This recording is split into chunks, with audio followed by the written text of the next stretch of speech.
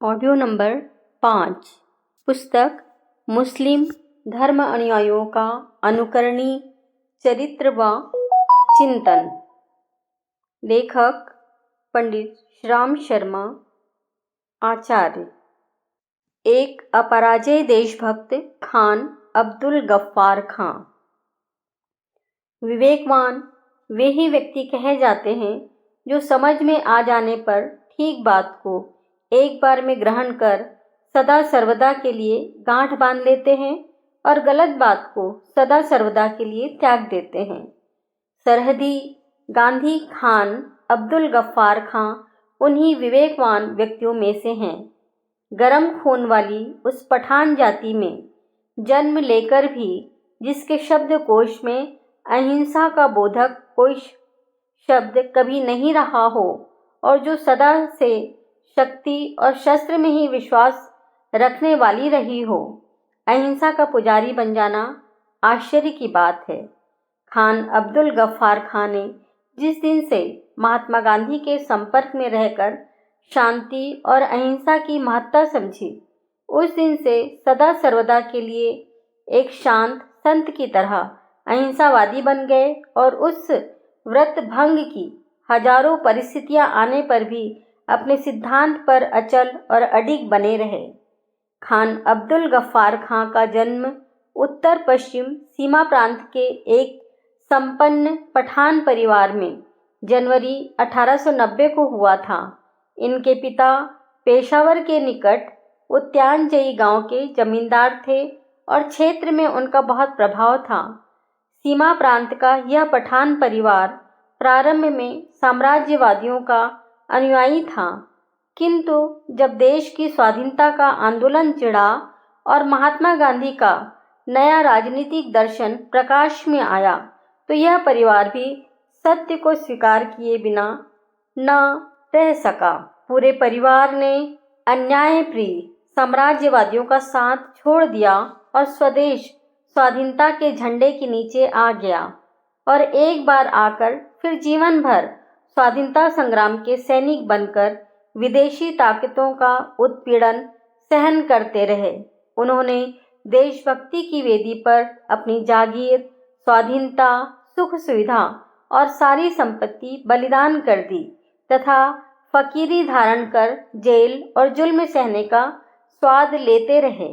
इसी परिवार के पुत्र रत्न खान अब्दुल गफ्फार खां देश के लिए विनम्रता, शांति प्रियता और अहिंसा का परिचय देते हुए शासकों का अपमान और अवहेलना सहना अपना कर्तव्य समझते रहे। वे कितने स्वाभिमानी और सहनशील थे, इसका पता इस एक ही बात से चल जाता है। उद्यानजयी से मिडिल की परीक्षा पास करने के बाद खान अब्दुल गफ्फार खां ने मिलिट्री में जाने का निश्चय किया। उन्होंने अपना पूरा परिचय लिखकर प्रार्थना पत्र भेजा और वे तुरंत बुला लिए गए। नापजोख और तौल में अनफिट होने का प्रश्न ही नहीं था। अंतिम डॉक्टरी जांच में भेज दिए गए। वहां वे अपनी बारी आने की प्रतीक्षा में धैर्यपूर्वक बैठे थे कि तब तक एक अंग्रेज अफसर ने एक हिंदुस्तानी सिपाही से कुछ अपमानजनक व्यवहार कर दिया। बस युवक गफ्फार खां का स्वाभिमान जाग उठा और वे उस अफसर पर एक हिंदुस्तानी होने के नाते टूट पड़ने को तैयार हो गए, किंतु कुछ लोगों ने बीच में पड़कर मामला वहीं रोक दिया। खान अब्दुल गफ्फार खां का मन मिलिट्री की नौकरी से फिर गया और वे घर वापस चले आए। इसी स्वाभिमानी पठान युवक ने जब सत्य, शांति और अहिंसा की महत्ता हृदयंगम कर ली, तो उसके निर्वाह में महात्मा गांधी की समकक्षता में जा पहुँचे। संसार में सिद्धांत शूर और व्रतवंत व्यक्ति ऐसे ही धीर पुरुष कहलाते हैं। मिलिट्री की नौकरी से इनकार कर देने पर इनके पिता ने इंजीनियरिंग पढ़ने के लिए विलायत भेजने का निश्चय किया। इस पर माता ने विरोध करते हुए कहा कि मेरा बड़ा लड़का तो विलायत जाकर हाथ से निकल गया, अब मैं इस लड़के को भी उस रास्ते कदापि न जाने दूंगी। अतः उनका इंग्लैंड जाना स्थगित हो गया। यद्यपि खान अब्दुल गफ्फार खां एक जागीरदार के बेटे थे, घर में किसी बात की कमी ना थी, धन संपत्ति, जमीन जायदाद और मान सम्मान सब कुछ था। चाहते तो घर बैठकर ऐशो आराम की जिंदगी बिता सकते थे, किंतु उन्हें घर बैठकर खाना पीना और मौज उड़ाना पसंद न आया।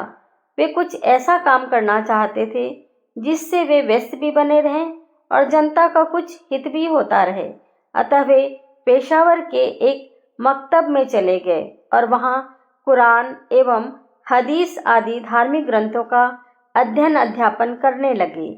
कुछ समय तक मकतब की सेवा करने के बाद वे फिर अलीगढ़ आकर उच्च शिक्षा के लिए विश्वविद्यालय में भर्ती हो गए।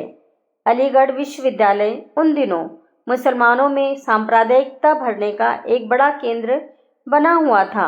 जब विश्वविद्यालय के कट्टरपंथी और सांप्रदायिक विष से विकृत मुसलमान नवयुवकों ने अपने बीच एक सरहदी पठान नौजवान को आया देखा तो बड़े प्रसन्न हुए और उन्होंने सोचा इसको सांप्रदायिक विष से भरकर इसे सरहदी सूबे में सांप्रदायिकता फैलाने का यंत्र बनाना चाहिए। अस्तु उन्होंने खान से वैसी बातें करनी और पाकिस्तान का स्वप्न दिखलाना शुरू कर दिया, किंतु उस सच्चे मनुष्य पर देशद्रोह का रंग न चढ़ सका। उसकी समझ में बिल्कुल न आया कि आखिर यह सब लोग हिंदू और मुसलमानों के बीच दुश्मनी तथा देश विभाजन में किस हित का स्वप्न देखते हैं। उसे उनके विचार देशद्रोह से दूषित लगे और उसने उन सब का साथ छोड़ दिया। ये तथापि उसके मस्तिष्क में राजनीति के बीच पड़ चुके थे। खान अब्दुल गफ्फार खान ने अलीगढ़ में रहते हुए मौलाना आज़ाद का अखबार अल हिलाल पढ़ना शुरू किया। उन्हें इस अखबार की विचारधारा ठीक मालूम थी और वे उन्हीं विचारों में दीक्षित होते चले गए। अध्ययन, अनुभव, मनन और देश की आवश्यकता तथा विदेशियों की नीति देखकर खान अब्दुल गफ्फार खां के हृदय में राष्ट्रीयता की भावना जाग उठी और वे स्वदेश की स्वाधीनता के लिए कुछ करने के लिए उत्सुक होकर वापस चले आए। राष्ट्रीय प्रकाश लेकर सन 1911 में घर आने पर उन्होंने राजनीति के नाम पर सोती हुई पठान जाति को जगाना शुरू कर दिया। उन्हें इस बात पर बड़ी लज्जा आई कि साहस तथा वीरता की धनी पठान जाति देश की स्वाधीनता के लिए कुछ न करती हुई और मोह निद्रा में सोती हुई अंग्रेजों के जाल में फंसी हुई है। सरहदी पठानों में जागरण लाने के लिए उन्होंने जो सबसे पहला काम किया था वह था शिक्षा प्रसार। खान अब्दुल गफ्फार खान ने न केवल स्थान स्थान पर स्कूल ही स्थापित कराए बल्कि स्वयं भी पाठशालाएं लगाते थे और उनमें अक्षर ज्ञान देने के साथ साथ राष्ट्रीय शिक्षा भी देते थे। 8 साल के अविराम परिश्रम के बाद उन्होंने पठानों के बीच जागृति पैदा कर दी और उन्हें इस योग्य बना दिया कि वे स्वाधीनता, अपने अधिकार और देश व समाज के प्रति अपना कर्तव्य समझ सकें। सन 1919 में जब गांधी जी का आह्वान गूंजा और देश भर में स्वतंत्रता का आंदोलन चल पड़ा, तब खान अब्दुल गफ्फार खान ने सरहदी पठानों को उठाया और लाखों जनसमूह के बीच विदेशी सरकार की कड़ी आलोचना की। उसी सभा में उन्होंने स्वतंत्रता संग्राम में पठानों को मर मिटने का निमंत्रण दिया। उनका आमंत्रण पाकर पठान संगठित हो उठे और सरहद पर स्वतंत्रता का सिहनाद गूंजने लगा। अंग्रेजों के लिए यह नया अनुभव था। उन्हें स्वप्न में भी विश्वास न था कि उनकी नीति के जादू से बंधे सीमांत प्रदेश के पठान भी भारतीय स्वतंत्रता संग्राम में सम्मिलित हो सकते हैं। उन्होंने सरहदी विद्रोह का मुख्य हेतु खान अब्दुल गफ्फार खां को समझा और उन्हें गिरफ्तार कराकर जेल में डलवा दिया। खान अब्दुल गफ्फार खां के व्यक्तित्व से सरकार इतनी डर गई कि उसने इस नरसिंह को बांधने के लिए एक विशेष प्रकार की हथकड़ी बेड़ियां बनवाई थीं। खान अब्दुल गफ्फार खान ने जेल जीवन का समय यूं ही पड़े पड़े नहीं खो दिया। उन्होंने इसका पूरा लाभ उठाया और उसका उपयोग गीता तथा बाइबल के गहन अध्ययन में किया। इसके अतिरिक्त महात्मा गांधी की आत्मकथा और उनके राजनीतिक दर्शन का भी गूढ़ अध्ययन किया।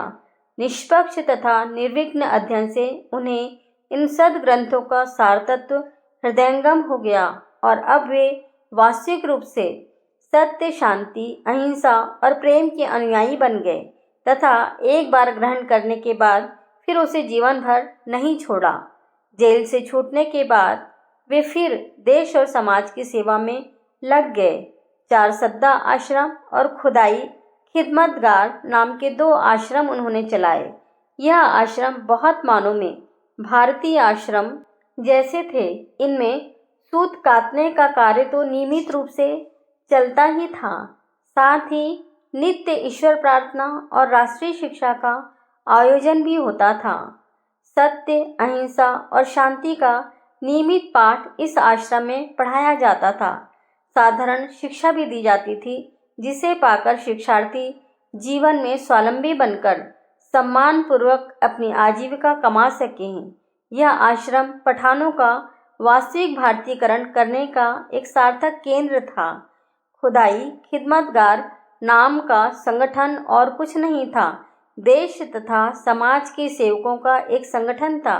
इसके स्वयं सेवक खान अब्दुल गफ्फार खां के नेतृत्व में देश के अहिंसात्मक आंदोलनों में तो भाग लेते ही थे, आवश्यकता पड़ने पर पीड़ितों तथा दुखी लोगों की सहायता भी करते थे। सरहद की इन दोनों संस्थाओं ने वहां पर विदेशी शासन के विरुद्ध एक प्रचंड वातावरण तैयार किया, जिससे उस महत्वपूर्ण स्थान से अंग्रेजों के पैर उखड़ने लगे। अस्तु सरकारी कूटनीतिज्ञों ने लीगी नेताओं को खान अब्दुल गफ्फार खां को सच्ची राष्ट्रभक्ति से विरत करने की प्रेरणा दी। लीग के बड़े बड़े नेताओं ने उनसे संपर्क स्थापित किया, उन्हें पाकिस्तान बनने के फायदे दिखलाए, इस्लाम और मुसलमानियत का वास्ता दिया और यहाँ तक कहा कि वे हिंदुओं के संगठन कांग्रेस का साथ छोड़कर लीग में शामिल होकर पाकिस्तान बनवाने में सहायता करें तो पाकिस्तान सरकार का सर्वोच्च पद जीवन भर के लिए उन्हें दे देंगे और यदि चाहेंगे तो उनका राज्य ही स्वतंत्र रूप से पृथक बनवा देंगे।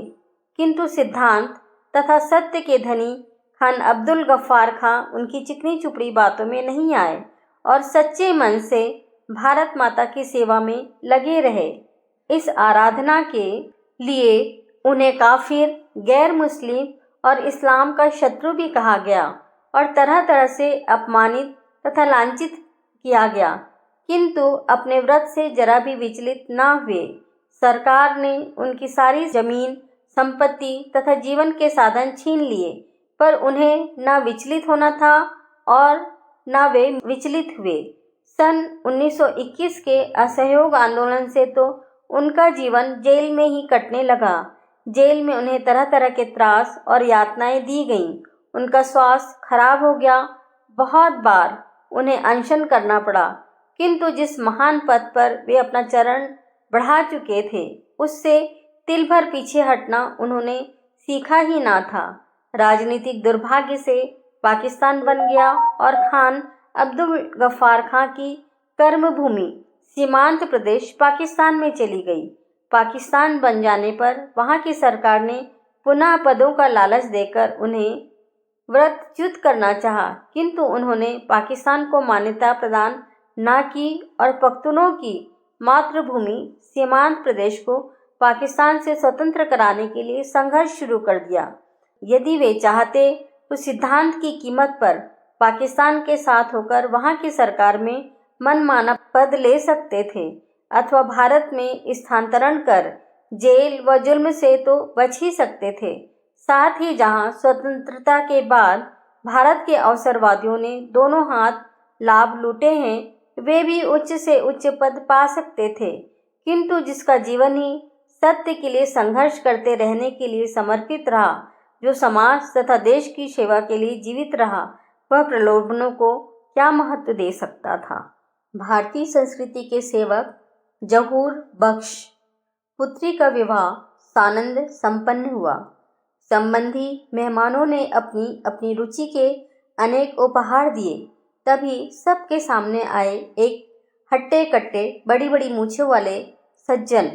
लोगों की आंखें चमक उठी। वे कोई अमूल्य उपहार देंगे, इस आशा से सबकी आंखें उन पर जम गईं। यह सज्जन कन्या के पिताजी थे। उपहार कन्या के हाथ में दिया तो बाराती घराती सभी चौंक उठे। पिता ने समझाया, बेटी, रामायण इस देश की सांस्कृतिक विरासत है। तुझे रामायण देकर आज मैं अपने आप को गौरवान्वित अनुभव करता हूँ और कामना करता हूँ कि तू सीता जैसे आदर्शों वाली नारी बने। रामायण की भेंट पर चौंकने वाली बात इसलिए हुई क्योंकि यह विवाह एक मुसलमान कन्या का था। बाराती मुसलमान थे और कन्या का पिता भी जन्म से मुसलमान होते हुए भी यह विशुद्ध भारतीय आत्मा आजीवन अपने आप को भारतीय संस्कृति का अंग मानती रही। उनका कहना था कि दुनिया में कोई धर्म संस्कृति यदि मानवीय संस्कृति और एकता का स्थान ले सकती है तो वह भारतीय संस्कृति ही होगी, क्योंकि उसमें जीव मात्र के अभ्युदय के लिए स्थान है। यह थे स्वर्गीय श्री जहूर बख्श। जहूर बख्श मध्य प्रदेश के जबलपुर नामक नगर में निवास करते थे। यह स्थान सांप्रदायिकता पीड़ित क्षेत्र है।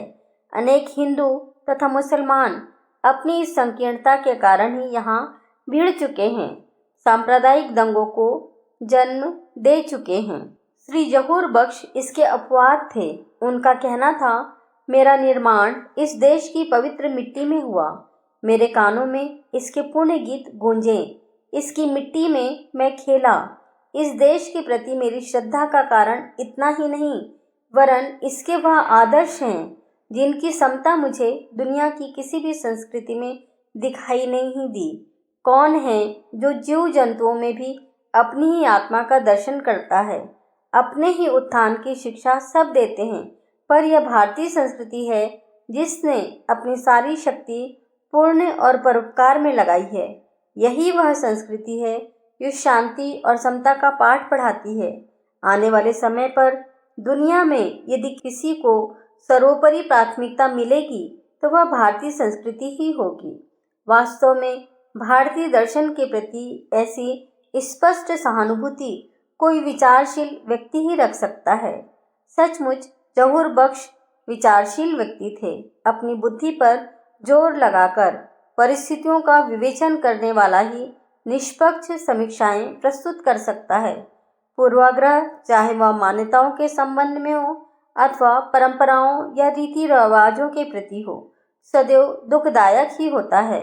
मुसलमान होते हुए भी दादा जहूर बख्श इस पाप से मुक्त थे। मुक्त ही नहीं थे, वरन अपना कार्यक्षेत्र उन्होंने इस प्रकार चुना कि वे इस बात के आदर्श भी बन गए। अर्थात उन्होंने पैसे का मोह ताक पर रखकर पैतृक धंधे की ओर ध्यान नहीं दिया। कुर्सी और पद प्रतिष्ठा का मोह भी उन्हें छू नहीं पाया। यह मसले ऐसे हैं जो लोगों को धन दे सकते हैं, थोड़ी भौतिक सुख सुविधाएं प्रदान कर सकते हैं, किंतु उनसे व्यक्तित्व में जो गर्मी और प्रकाश आना चाहिए था वह नहीं आ पाता। प्रतिभा विकास सदैव लीक से हटकर चलने में होता है। श्री जहूर बख्श ने इसी का अनुसरण किया। उस समय हिंदी पत्रकारिता का ना तो कोई भूत था, ना भविष्य, ना उससे पेट पालन हो पाता और ना सामान्य सुविधाओं की प्राप्ति। फिर भी श्री जहूर बख्श ने पत्रकारिता का जीवन चुना और आजीवन राष्ट्रभाषा हिंदी की सेवा करते रहे। पत्रकारिता एक बात है और उसकी साधना दूसरी बात। श्री जहूर बख्श ने वस्तुतः पत्रकारिता नहीं, साहित्य साधना की। इस अंतर को आज की परिस्थितियों में स्पष्ट अनुभव किया जा सकता है। आदर्श कही जाने वाली पत्रिकाएं विज्ञापनों से भरी होती हैं और उन विज्ञापनों में जो सामान्य जनता का अहित करती हैं, किंतु ऐसी पत्रिकाओं वाले भी पत्रकार कहलाते हैं। पत्रकार का उद्देश्य पाठक की बौद्धिक प्रतिभा को प्रखर बनाना और उनमें आत्म ओज जागृत करना होना चाहिए। पर जब उनकी कलम व्यक्तियों की चारणता तथा कुत्सित उत्तेजना और वासना भड़काने वाला साहित्य लिखने लगती है तो बुद्धि विकास के स्थान पर आत्मा का पतन होने लगता है। कितने ही पत्रकार प्रगतिशीलता के नाम पर उथली छीटाकशी को ही पत्रकारिता मानते हैं। जीवन के गंभीर अध्ययन और निष्कर्षों से उन्हें क्या मतलब? उन्हें तो जनता के मानसिक बहाव को और तेज बनाकर अपना उल्लू सीधा करने का अभिष्ट होता है। पत्रकारिता के नाम पर आज यही सब कुछ हो रहा है। जहूर बख्श इसके अपवाद थे।